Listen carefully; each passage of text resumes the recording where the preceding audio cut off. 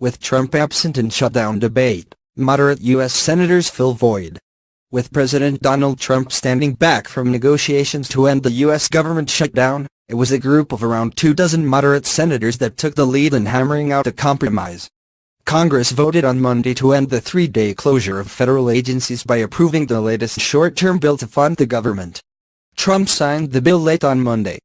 Democrats had initially balked at backing a spending bill without protections for young dreamers, who were brought illegally to the country as children.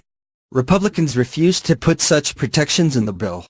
With party leaders blaming each other, a group of senators, who considered themselves pragmatists, began meeting.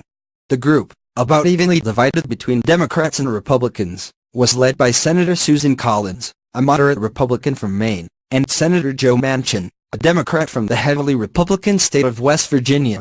When we saw this heading sideways, I called Susan and I said, "I think this is going the wrong way. We might want to get ready," said Senator Joe Donnelly, a Democrat from Indiana. And she was already thinking the same thing, and all of us were. Snacking on Thin Mint Girl Scout cookies and popcorn, they met repeatedly over the weekend and by Sunday, offered ideas for the party leaders to consider.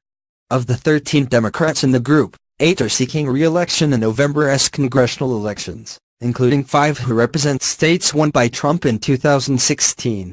Of the 11 Republicans, none is up for re-election and 2 plan to retire. Collins' office, where the talks were held, was dubbed Switzerland. During the shutdown, Trump fired off tweets blaming Democrats for the impasse and spoke by phone to Republican lawmakers. He met on Friday with Senate Democratic leader Chuck Schumer, but those talks went badly and the Republican president stayed out of the fray after that. A source with knowledge of internal White House discussions said White House Chief of Staff John Kelly and other top aides told Trump that it is better if you don't inject yourself right now. But White House aides continued to talk with lawmakers from both parties. On Friday, Senate Republican leader Mitch McConnell and Schumer tried but failed to reach an agreement. Hours before the midnight deadline to avert a shutdown, Collins convened 18 senators in her office, one of several meetings that would take place. Talking stick eventually, the group widened to include about 24 senators.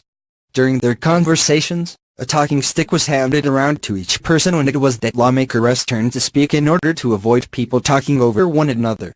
Chairs were arranged in a semicircle so people could face each other, said Senator Gary Peters, a Democrat from Michigan.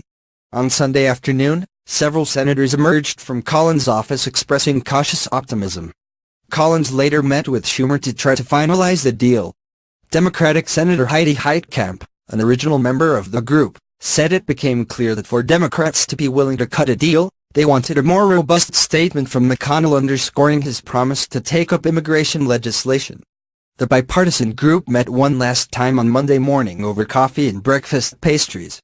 Heitkamp said the deal seemed within reach when it became clear McConnell was willing to offer a more concrete commitment to take up immigration legislation.